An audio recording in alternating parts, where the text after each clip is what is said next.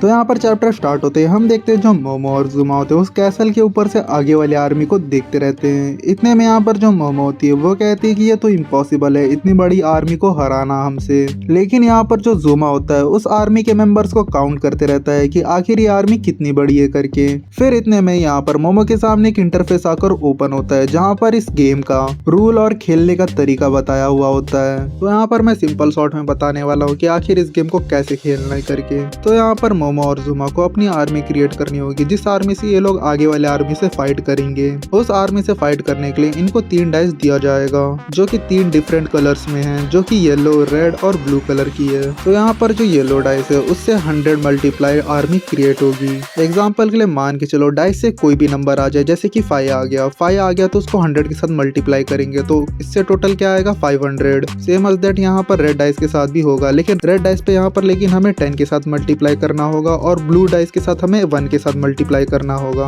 जैसे ये लोग रूल्स और बाकी चीजें समझ लेते हैं तो यहाँ पर ये लोग डाइस फेंकने के लिए रेडी हो जाते हैं। लेकिन यहाँ पर मोमो जो होती है वो फुल कॉन्फिडेंस में जुमा को कहती है बेटा तुम साइड हो जाओ, कैसे मैं बड़ा नंबर लेके आती हूँ इस डाइस से, तुम देखते रहना जुमा मुझे। तो यहाँ पर जो मोमो होती है वो येलो डाइस को फेंकने गई होती है, इसका मतलब यहाँ पर 100 के साथ मल्टीप्लाई करना होगा जो भी नंबर आएगा। इतने में यहाँ पर जो मोमो होती है अपना डाइस फेंकती है। फेंकने के बाद यहाँ पर डाइस जैसे स्टॉप होता है वहां से हमें नंबर 6 दिखाई देता है, जिसको देखकर यहाँ पर जुमा भी हैरान हो जाता है। वो सोचता है कि इसने ऐसा कैसे कर दिया। इतने में यहाँ पर जो मोमो होती है जुमा के सामने सांड पट्टी मारते रहती है, देखो बेटा मैंने करके दिखा दिया फाइनली। लेकिन यहाँ पर जो गेम होता है वो मोमो के डाइस को चीटिंग के डाइस में डाल देता है। तो यहाँ पर हमें पता चलता है कि जो मोमो होती है अपना डाइस फेंकते टाइम अपना साइकिक पावर को यूज करती है, जिसकी वजह से वो नंबर 6 लेकर आती है।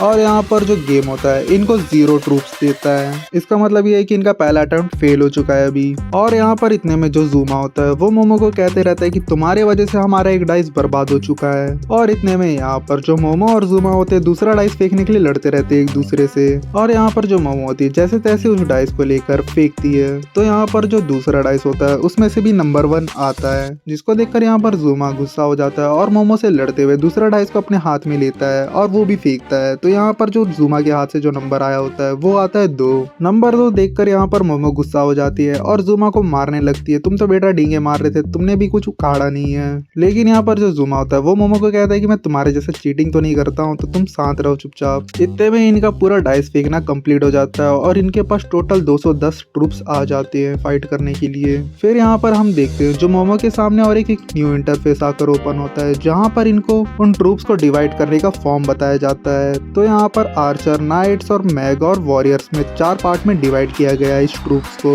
तो यहाँ पर इनको बताया जाता है कि जो वॉरियर्स है वो नाइट से पावरफुल होंगे और जो नाइट्स है वो आर्चर से, जो आर्चर है वो मैग से। तो यहाँ पर जितने भी ये ट्रूप्स होंगे वो एक दूसरे के पावर्स को काउंटर कर सकते हैं। तो इनकी बेसिक नॉलेज की हेल्प से इनको ये फाइट जीतना होगा। जैसे इनको पूरा डिटेल्स मिल जाता है यहाँ पर ये लोग अपने आर्मी को 4 पार्ट्स में बांट लेते हैं और खुद को भी रेडी कर लेते हैं फाइट करने के लिए। और इतने में यहाँ पर जो मोमो होती है सबको आदेश देते हुए कहती है कि आक्रमण। और इतने में यहाँ पर जो जुमा होता है अपने नाइट्स को लेकर भागते हुए अटैक करने के लिए चला जाता है उनकी तरफ। और इतने में इनके ऊपर तीर से अटैक होता है जिसको यहाँ पर जुमा अपने शील्ड से बचा लेता है। और इतने में यहाँ पर जो मोमो होती है वो मैजिक वाले डिपार्टमेंट को संभालते रहती है जहाँ पर ये लोग भी बैरियर क्रिएट करके उन तीरों से बचते रहते हैं। और यहाँ पर जो एनिमीज के वॉरियर होते हैं और जो मोमो और जुमा के वॉरियर होते हैं वो आपस में टकराते हैं फाइट करते हुए। लेकिन यहाँ पर जो मोमो के वॉरियर वाली आर्मी होती है उनका पूरा बैंड बजते रहता है और उनकी एचपी जल्दी खत्म होती रहती है। इतने में यहाँ पर जो मोमो होती है अपने आर्चर्स को रेडी करती है आगे वाले मैजिशियंस के ऊपर अटैक करने के लिए।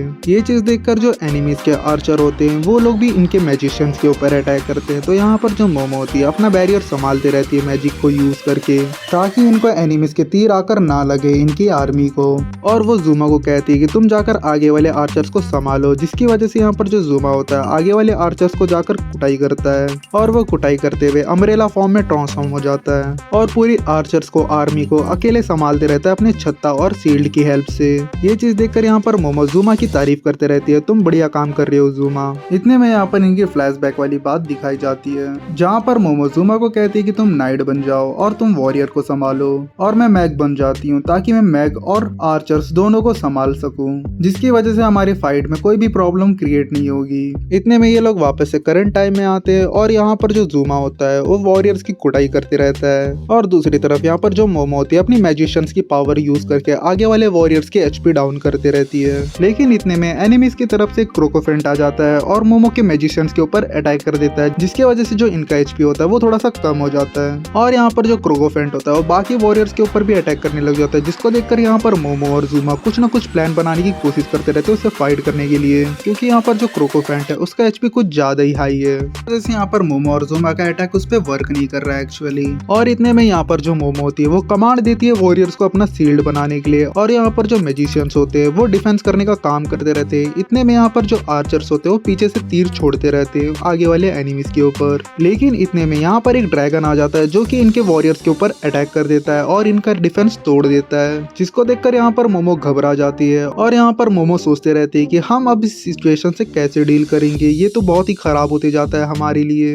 इस खराब सिचुएशन को देख के यहाँ पर मोमो सबको डिफेंस करने के लिए कहती रहती है और यहाँ पर सब डिफेंस करने की कोशिश करते हैं। लेकिन यहाँ पर जो क्रोकोफेंट होता है डिफेंस को टूटा हुआ देखकर इनके ऊपर धावा बोल देता है, जिसकी वजह से जो मोमो का 80% आर्मी होता है वो पूरा का पूरा खत्म हो जाता है। और यहाँ पर जो आगे वाले एनिमीज के जो वाइल्ड बीस्ट होते हैं इनके ऊपर अटैक करने को आ जाते हैं। बट यहाँ पर सडनली यहाँ पर मोमो को बचाने के लिए बाइक कून की एंट्री हो जाती है। और इतने में यहाँ पर मोमो पीछे मुड़कर देखती है तो यहाँ पर जितने भी नल्ले छपरी बेरोजगार लौंडे है सबकी एंट्री हो जाती है फाइट करने के लिए। और यहाँ पर जितने भी लोग होते हैं सबके सब अटैक करने के लिए आगे की तरफ बढ़ते रहते हैं उस एनिमी से लड़ने के लिए। जहाँ पर हम देखते हैं जो हाई स्कूल के लड़के होते हैं वो शील्ड पकड़कर डिफेंस बनाने के लिए रेडी हो जाते हैं, और जो बाइकर्स होते हैं वो अपने पीछे आर्चर्स को बिठा लेते हैं और उनके ऊपर अटैक करने के लिए निकल जाते हैं। तो यहाँ पर इनके सामने ड्रैगन आ जाता है जिसको ये लोग गोल गोल घुमाकर लपेट लेते हैं, जहाँ पर ड्रैगन की एचपी डाउन होती रहती है। और जो बाकी लड़के होते हैं उस क्रोकोफेंट के ऊपर चढ़ जाते हैं उसके ऊपर अटैक करने के लिए और उसका एचपी भी डाउन करते रहते हैं। जैसे यहाँ पर क्रोकोफेंट का एचपी डाउन होता है और वो फट के मर जाता है। और यहाँ पर सीन दिखाया जाता है ड्रैगन की तरफ, जहाँ पर जो बाइकर्स और आर्चर होते हैं उस ड्रैगन को पूरा लपेट लिए होते हैं, जिसकी वजह से वो ड्रैगन भी मर जाता है। और यहाँ पर जो चिड़िया होता है उसकी भी एचपी आर्चर्स लोग तीर मार मार कर कम करते रहते हैं। और यहाँ पर बहुत बड़ा महासंग्राम चालू हो जाता है एनिमीज के साथ में। इतने में हमें यहाँ पर फाइट से जुड़ी डिटेल मिलती है, जहाँ पर हम देखते हैं जो एनिमीज के जो बंदे होते हैं वो 102 बचे होते हैं और जो मोमो की तरफ के बंदे होते हैं वो 251 बच गए होते हैं। तो यहाँ पर इन्हें पता लगता है जो इनका साइड है वो बहुत भारी हो चुका है। और इतने में यहाँ पर मोमो के सामने फिर से इंटरफेस आकर ओपन होता है, जहाँ पर बताया गया होता है कि कैसल के अंदर एक क्रिस्टल है जिसे इन्हें खत्म करना होगा। जैसे ही ये लोग उसे खत्म करेंगे ये लोग वापस से अपने घर चले जाएंगे। तो यहाँ पर मोमो और ज़ूमा भागते हुए कैसल के अंदर आ जाते हैं और इन्हें इनके सामने एक क्रिस्टल दिखाई देता है, जहाँ पर ज़ूमा बिना कुछ सोचे समझे उस क्रिस्टल को तोड़ देता है। जैसे ही यहाँ पर ये टूटता है तो यहाँ पर ओकारोन और टर्बो ग्रैनी उसके सामने आ जाते हैं और यहाँ पर वो लोग चिल्लाते रहते हैं कि वहाँ से जल्दी से भागो। जैसे यहाँ पर मोमो ओकारोन को देखती है वो कुछ समझ नहीं पाती है कि वो आखिर ऐसा क्यों बोल रहा है। तो यहाँ तक तो आर्मी फाइट खत्म हो चुका है, लेकिन यहाँ से जो फाइनल बॉस की स्टोरी है वो स्टार्ट होने वाली है, जिसको मैं नेक्स्ट चैप्टर में कवर करूंगा।